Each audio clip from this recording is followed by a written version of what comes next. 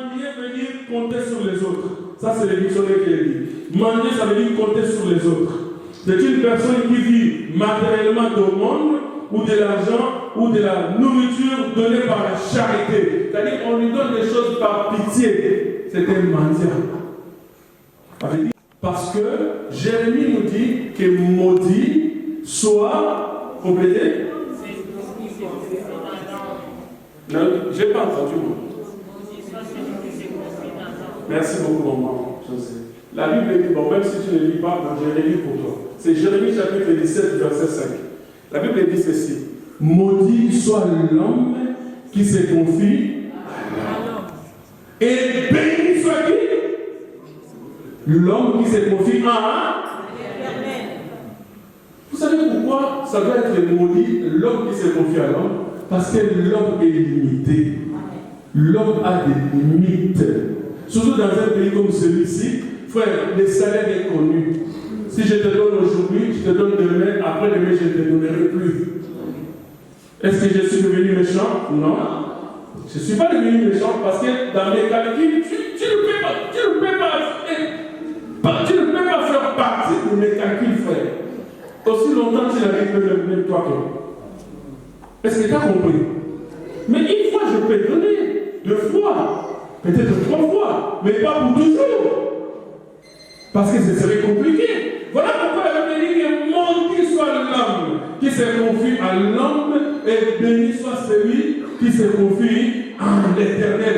L'Église, nous avons besoin de nous confier en l'Éternel et pas aux hommes. Bartimée s'est confié, il a entendu parler de Jésus, il s'est confié à Jésus. Et sa cécité a pris fin. D'ailleurs, les versets 53 le terminent, les conclus. Parce que moi aussi, je vais conclure là. Bartimée dit ceci, la Bible dit que aussitôt il recouvra la vue. Quelqu'un qui a recouvré la vue, c'est-à-dire il est libre de ses mouvements.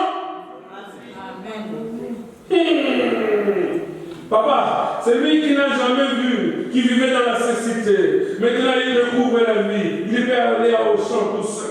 Il peut aller travailler tout seul. Il peut aller à l'idée tout seul. Il n'est plus dépendant de qui que ce soit. Parce qu'il a découvert la vie. Il dépend de qui de Dieu et non des hommes. Amen. Amen. La Bible dit que lorsqu'il recouvrit la vie, au verset 53, il ne se met plus au bord du chemin, mais il se met dans le chemin et il suivit Jésus. Ah, ça j'ai aimé.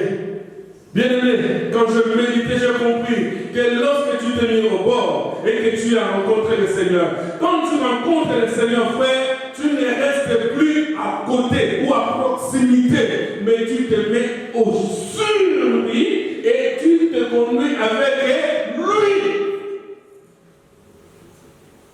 Comme je l'ai dit tout à l'heure, si c'est Dieu qui conduit ta vie, la réussite est obligatoire. Amen. Est-ce que tu m'entends? Oui, frère. J'ai dit si c'est Dieu, c'est conditionnel. Si c'est Dieu qui conduit ta vie, frère, il y a des combats que tu ne combattras pas. De toutes les façons, un enfant de Dieu, nous combattons dans la victoire parce qu'il y a quelqu'un qui a déjà vécu. Est-ce que tu m'entends? Alléluia. C'est monsieur qui autrefois était au bord du chemin et voici maintenant dans le chemin avec Jésus. Je voudrais dire à quelqu'un dans cette salle que ta cécité est maintenant finie parce que tu as rencontré le Seigneur Jésus.